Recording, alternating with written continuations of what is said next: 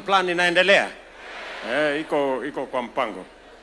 Now, I said that I was going to respond to the issues, and I have been listening very carefully, and I have made enough notes.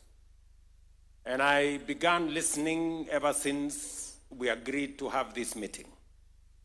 And I asked my team at the Ministry of Education, so that we can have a structured and meaningful outcome of this meeting, that ahead of this meeting, we engage your leaders so that they can tell us what you as unions and associations have agreed or want addressed by this administration. And I got this brief a few days ago. I know it was a product of consultation, engagement with the officials at the Ministry of Education, led by my CS. And again, this morning, it has been enriched by the leaders who have spoken ahead of us. And I must say that all these leaders who have spoken here on your behalf have added a lot of value to what we are doing in the education sector. Your input, your suggestions, the ideas that you are bringing to the table are progressive. They add value. They make what we are doing better than where we are today. And there cannot be any more patriotic engagement than what I see with this teaching fraternity. Nasema asante sana. Let me respond to the issues. Number one, first, let me say congratulations for signing a CBA with the Teachers Service Commission. I know there are many people who are not happy because there was no demonstration. You know? Wengi wanashangaa ati CBA imekuwa signed. How? Mbona sufuria haijapelekwa kwa barabara? Mbona hakuna maandamano? Mbona you know? But is there any reason for us to engage in the streets when we can engage in negotiation tables? There is absolutely no reason. And that is why there are people who are unhappy that this has happened without people quarreling. It is not necessary for us to have a quarrel when we can find an avenue for engagement and agreement. And I want to tell the teachers of Kenya that whatever it is that has been signed as a collective bargaining agreement, we will honor our part as government. And if there are any areas of improvement, we will look at them and we can review and we can even go beyond what has been signed in the CBA. In the context of what I told you earlier, that education is going to be central to the transformation of Kenya. We need more intellectuals. We need more people with ideas. We need more knowledge if we were to move Kenya from where it is to where we want it to be. So we will spare no effort in doing this. You have asked that we reduce the CBA cycle from 4 years to 2 years. I want to say that that is a useful suggestion. I am told from the presentation that has been made that it is possibly what is recommended, you know, globally, that maybe this should be the case. You also appreciate that we have a situation in Kenya. But Mr. Kuria says, even though we have a situation in Kenya, we must think, because this is a very important sector. So my first reaction is that I accept that this is the case, but Oja.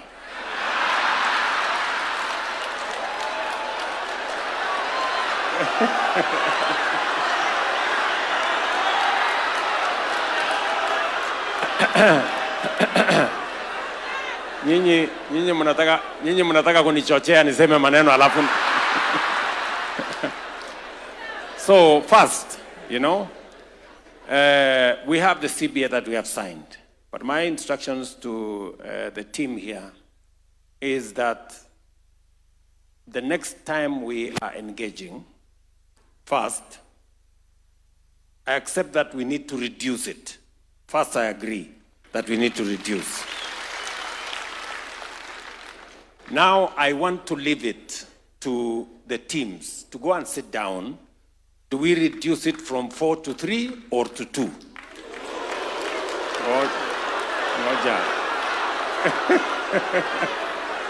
So, I want, because we are engaging, Sindio? So, the teams here, TSC, Ministry of Education, and the teacher leadership here and capture, now you have our mandate to go and review this downwards.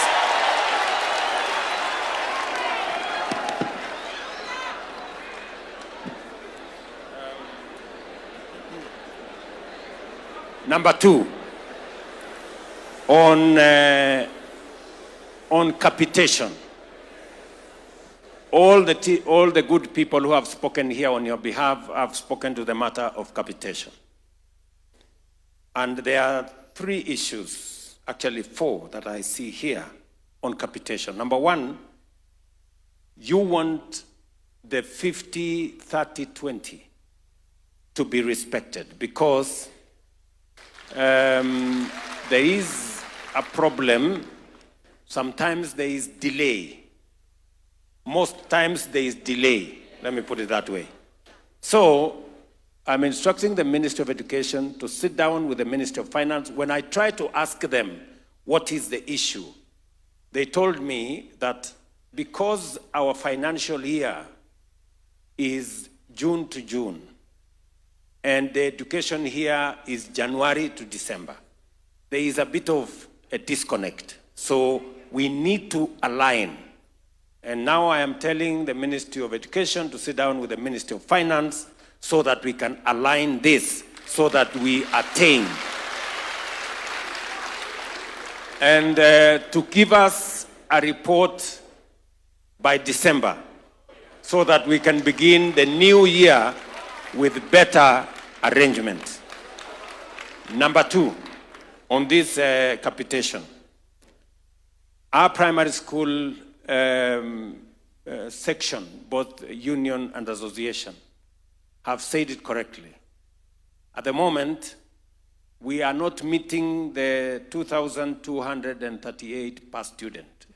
We are sending about 1,400 per student. We must, live up to what was recommended by the Presidential Working Party.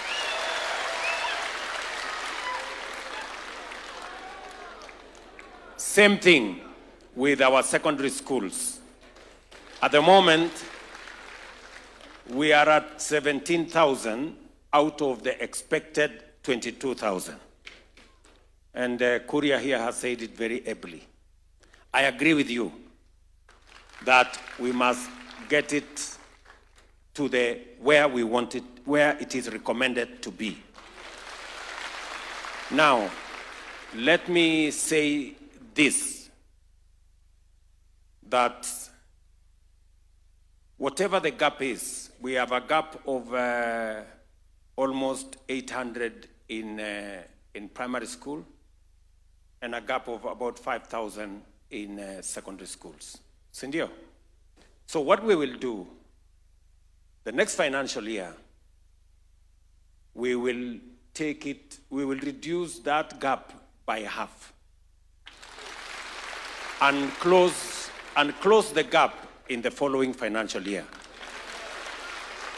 The Ministry of Education is properly informed so that whatever resources we have to find from wherever place, we have to close that gap in the next 2 cycles so that our learners can have access to education. If we make some savings, because as you know, we are currently going through a digitization process to make sure that we clean up. We are informed that there are ghost schools, there are ghost students, there is a ghost everywhere. So we have, we have agreed that we need to remove the ghosts. If we make enough savings, and we are told that it's possible to make enough savings, we could actually close that gap in one financial year. But I'm telling the ministry, whatever savings we make from the exercise we are going through, and I'm very happy that teachers are supporting, you know, the transparency and the integrity we want in schools. Because part of the success of Kenya is how we deal with wastage, pilferage, corruption. Are we together? And I'm very happy that when I got the report from the ministry that the unions, the associations, and the teaching fraternity are all in and they are supporting our verification of both schools and learners so that we can inject integrity into this sector. So if we make enough savings, we can close that gap of making sure that we release the 2238 for primary and the 22,000 and something for the secondary schools. I know there is also a request on matters to do with extracurricular activities. I saw it in my notes. So what I have told the ministry is that because beginning January, we will now be implementing the 3 pathways. The students who are in the arts, sports sector will now get capitation directly going to that sector.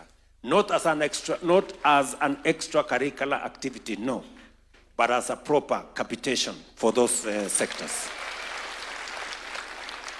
If there will be any gaps after we implement that, then we will review and see what we can do. And please, TSC be taking the notes and the Ministry of Education so that whatever we agree with these good people, we can implement. On employment of teachers, you have said 2 things. You have said there are teachers who are 45 years and they haven't been to any class. Sindio? And with a little bit of time passage, they will retire before, before they get, they will retire from outside. So, and you have also said we must adopt a first out, first in model that prioritizes long waiting teacher graduates. So from this year, Ministry of Education, from this year, from what we are going to do in December, first out, first in becomes the first out, first in. And if it concerns primary school teachers, yeah, where it concerns primary school teachers, we must do an affirmative action. Yeah?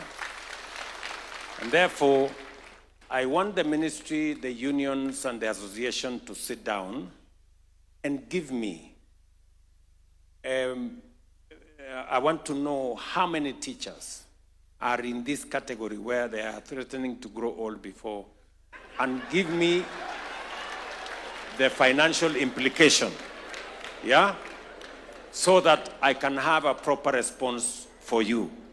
So if that analysis, Waziri, can be done, working with TSC and working with the teachers, so that we know how many are they. If there are not so many, we can do what Kuria was saying, affirmative, we can do Marshall Plan and get them in so that we can do that. Okay? Sawa sawa. So I want you to give me time to work on the numbers, and we will communicate through the ministry in the next 60 days on what we are going to do, and we can implement this going forward.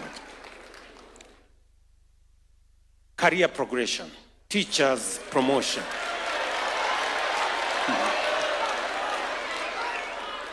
One of the biggest problems that we have had to deal with is, number one, delocalization.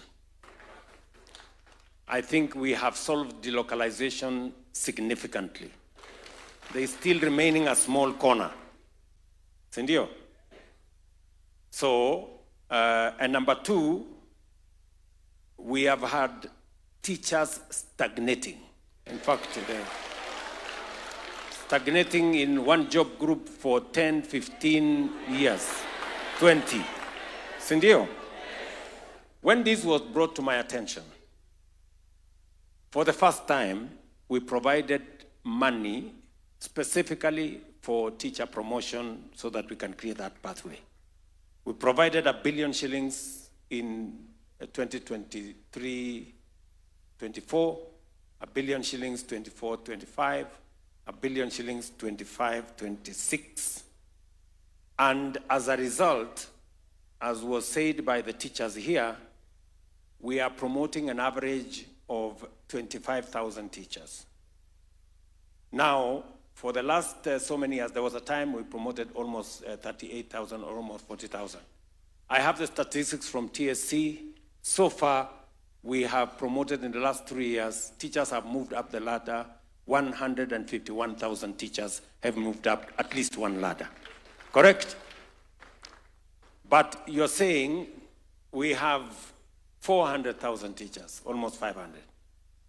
It will take a while if we go at this rate.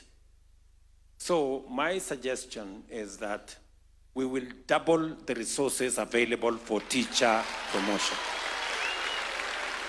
From next, naelewana? So that instead of promoting 25,000, we will do 50,000. Tunaelewana? Siwache tuanzie hapo. Alafu tukikutana tena next year, tuone mahali imefika. Alafu tuone vile tutafanya.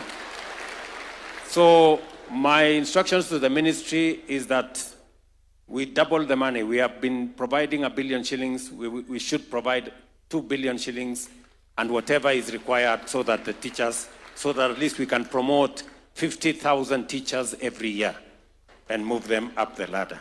Sawa sawa. You have also said something about teachers, head teachers at grade D1. Wamekwamia hapo. Sindio? Wamekwamia hapo. So, and all the other things you have said around that. I want a review of how much will it cost for us to do this, so that I can then make the right decision. And again, that becomes the assignment these two gentlemen and their teams will undertake. Sawa sawa. I agree with you that CBG, you have said it with clarity, that you want us to review CBG. And therefore, I want to instruct the ministry, the teacher unions, please review with immediate effect CBG.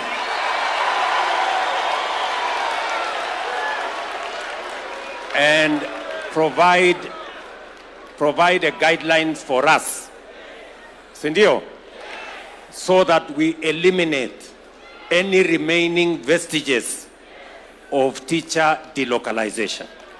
We must remove that. Tumekubaliana? So, wangwana, muketi chini, we want that CBG reviewed.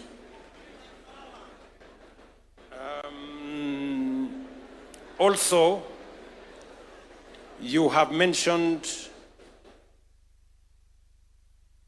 a matter that is dear to all of us, a matter of sessional paper number 1 of 2025.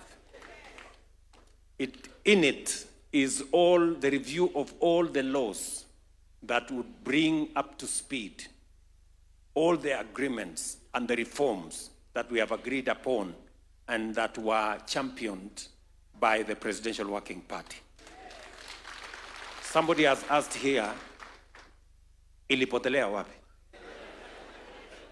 Niko hapa na chairman wetu wa bunge, Bwana Meli, a former head teacher. Sindio? Yeye ndio chairman wetu pale bunge. Hiyo sessional paper iko wapi? Patia yeye microphone aseme.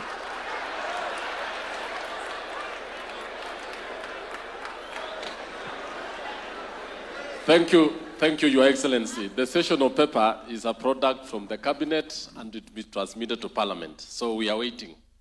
So when you transmit, we shall take it up. Okay.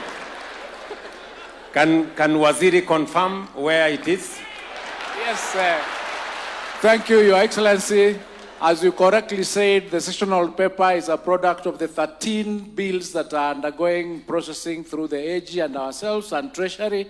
Once it is completed, it will come to Cabinet, then we'll submit it to Cabinet. It is work in process and we are working on it. Okay, Waziri. Thank you, sir. Timelines. Can you give us timelines? In the next... Yes. Yeah. Your Excellency, they will be ready for submission the next 60 days. Okay. The minister is saying we give him 60 days. I cut it down to 45 days. Thank you. 45 days. So the 45 days, Waziri, the 45 days starts running from today. So tutaanza kuhesabu. The Deputy President is here, atatusaidia kuharakisha huko cabinet. Alafu Meli na wenzako ikifika bunge mtajua vile mtafanya. Kila mtu acheze kama yeye.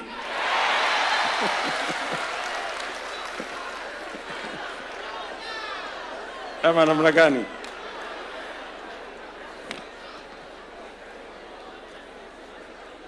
Okay. You have also recommended, because that's why I'm saying you people are very progressive, because everything you have recommended is reasoned. It is not a product of emotion. It's a product of knowledge and understanding. So you have also proposed that we establish competence-based education resource centers in every sub-county to support curriculum delivery. I want the chair of the committee in Parliament to take that because,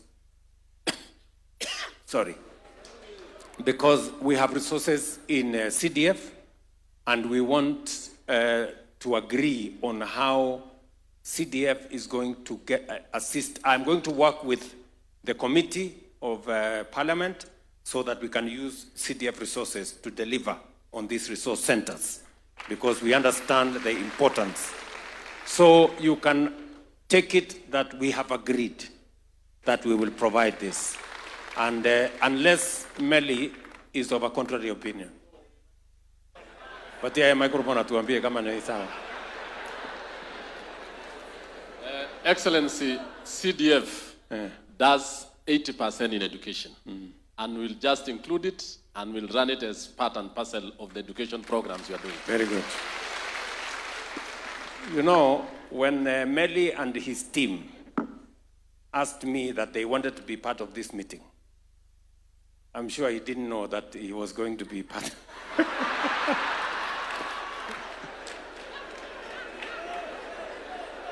But it is good so that he can help me answer some of the questions. The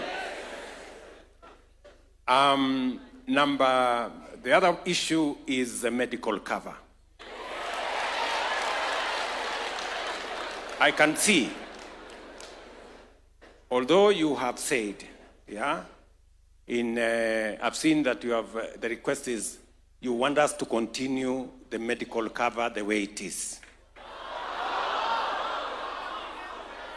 I am of a contrary opinion. The medical cover the way it is does not serve teachers. Let's be honest.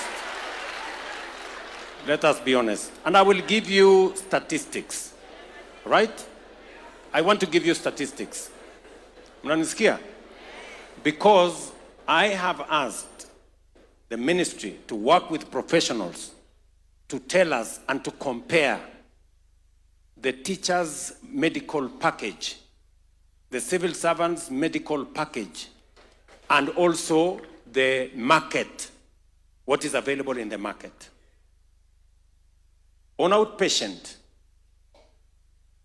the ratio is every teacher goes or uses this facility 1.8 times. The industry is 2 times. Civil servants is 2.1 times, which means access of inpatient by teachers is lower than civil servants, is also lower than the market. On outpatient, these are numbers.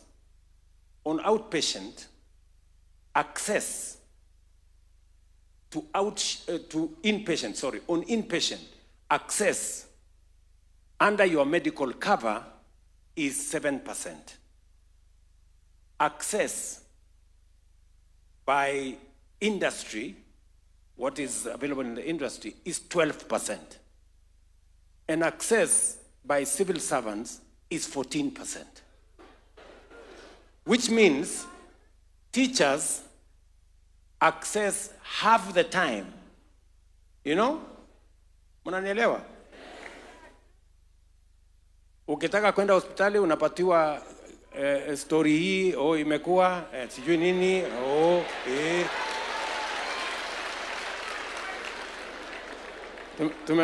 Tumeelewana?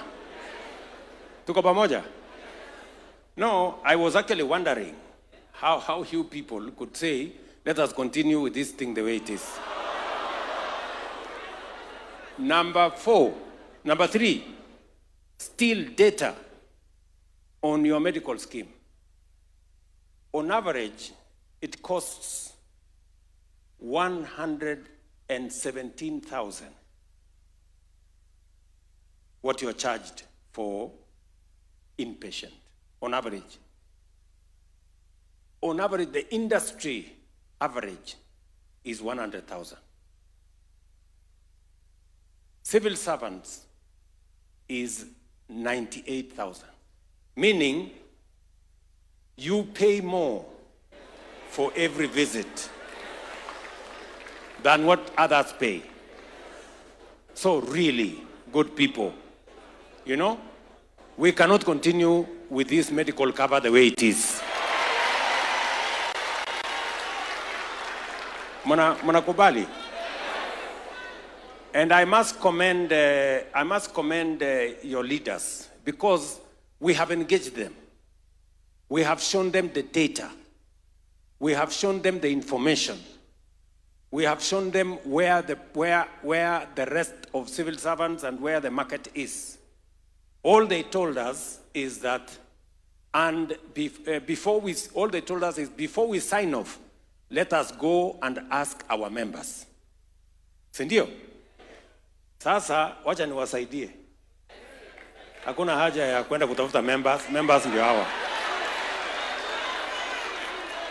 You agree that we review? Sindio? We review. And we make sure that it is in tandem with what others are getting. Are we together? As many as of that opinion say aye. The ayes have it. And thank you very much. These leaders, you have great leaders here.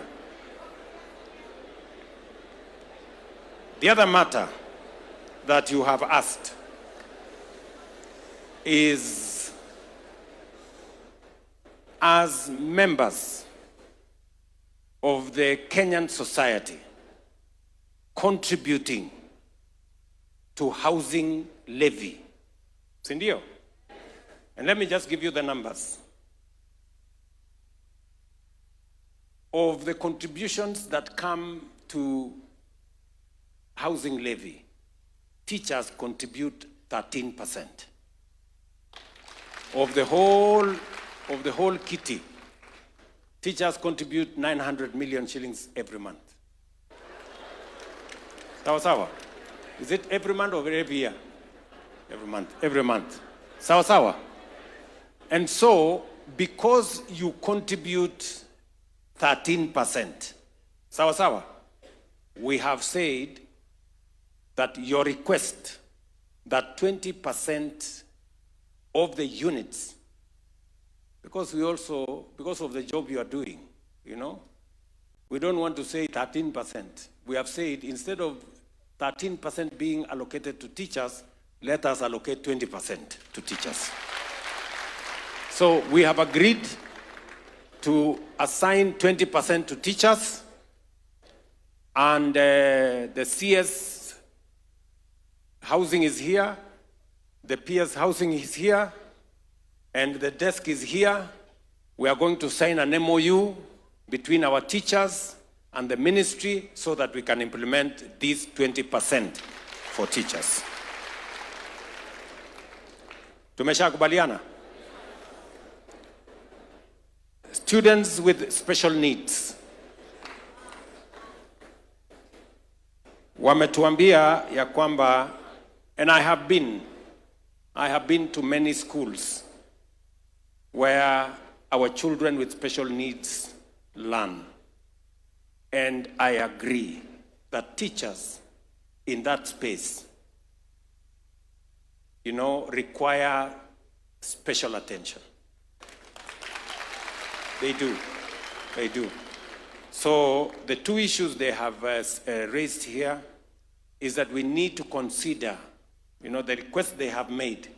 They have asked that we make them 2 grades. Let me approve 1 grade first. Twende hapo kwanza. Alafu, you will tell me the financial implication of the other one. But at least let us give them something. They are doing a good job, these teachers with special needs. Let me also ask the ministry if 20,000 for their guides was agreed on a few years ago. Sit down, review, so that we can see how much can we add.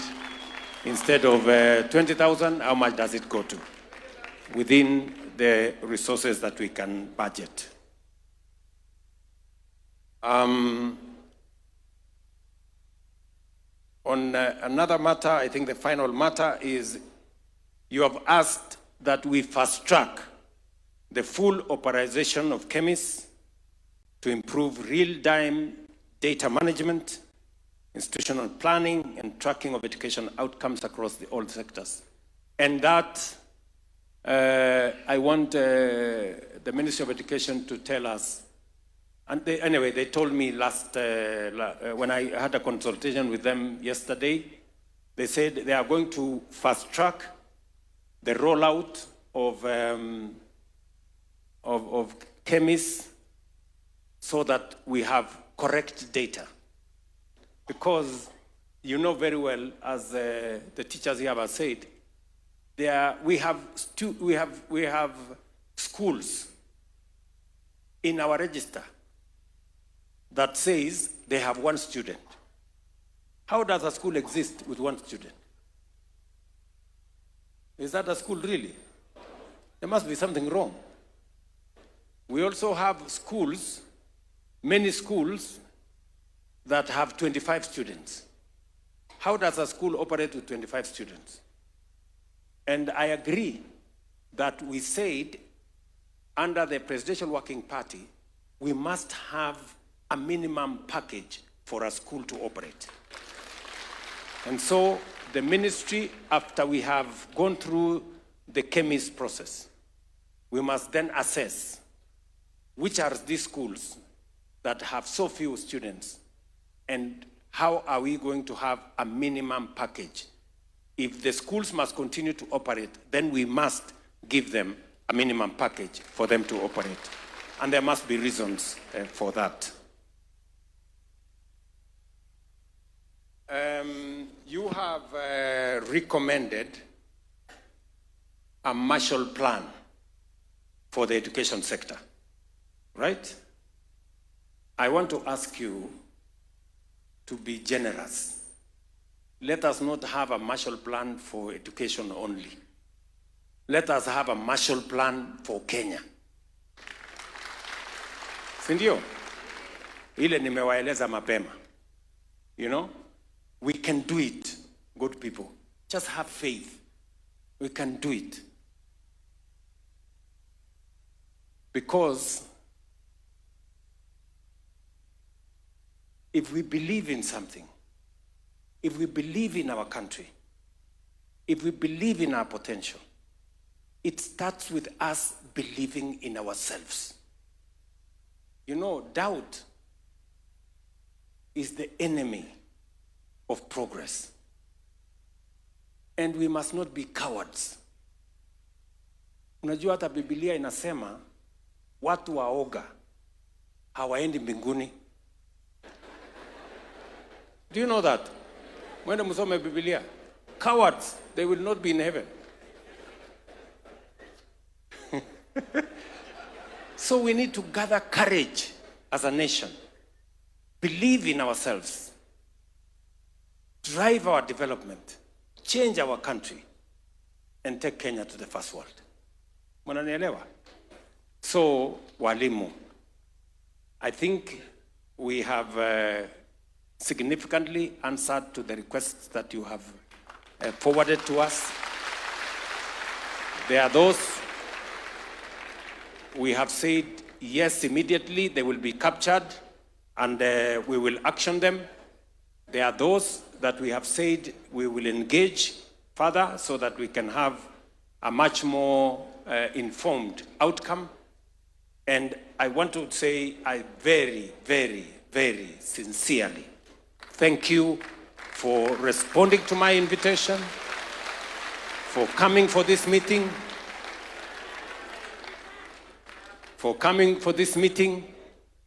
and I agree with you that because we have started the conversation. Si karibu tunamaliza. Because we have, oh yes, there is somebody reminding me there are issues of retirement.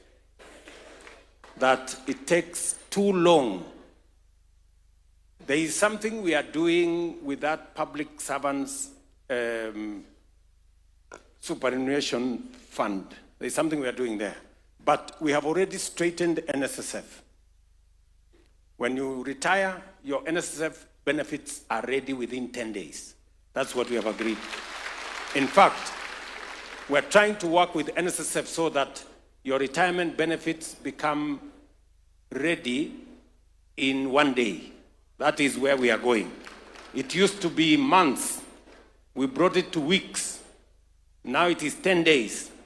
We want to take it as close as possible. When you retire today, you pick your check for retirement tomorrow from NSSF.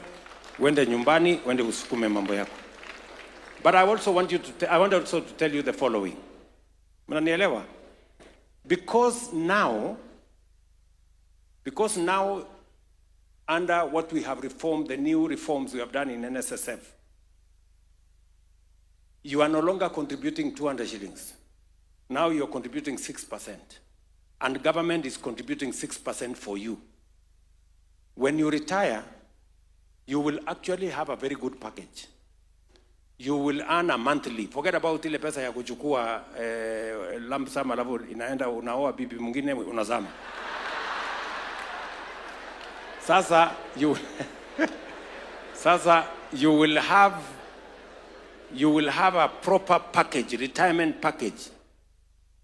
A percentage of your salary, which you are going to earn mpaka uende safari ile ya mbali.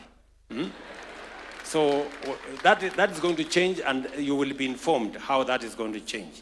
But that does not mean that we don't deal with the issue that you have raised. So, my friends, mimi nawaenzi sana, you know, and I truly appreciate this engagement. It has helped us as a government to align the issues in education. It has given us insights and new ideas on how we can improve education outcomes. And it is because, as I told you, whether you talk about Malaysia, whether you talk about Singapore, or you talk about South Korea, education was central to their transformation. And that is why we are investing time and resources in making sure we get it right in education, because it is the catalyst for us to move into the future. But it is going to take the collective leadership, the collective courage of all of us to be able to move Kenya to the next level. And I am confident that I have your concurrence, that we are going to do this together. Walimu jameni, tumekubaliana tutembee hii safari pamoja. Mumekubali? We move Kenya forward. Tuwache ukabila. Tuwache chuki. Tuwache migawanyiko. Tuwache uoga. Tuende na mbele. Hebu nione wala wanasema tuendelee pamoja namna hiyo. Bas, Harambee.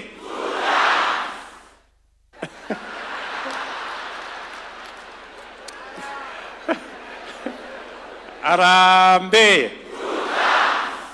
Sasa 2 terms ni ya kufunga. Si ndio? Lakini tumekubaliana ile mambo ingine yote. Tafadhali ndugu zangu, really, I am passionately asking you to make this Kenya a reality. Make this new Kenya a reality. Friends, we can do it. We can do it. Tunaelewana? We can do it. Only that we have to be, you know, we have to be consistent, focused, and take the right decisions. Not necessarily, you know, populist things that do not get us where we don't want to go. We want to go somewhere, and we have to make the right decisions. So, asanteni sana.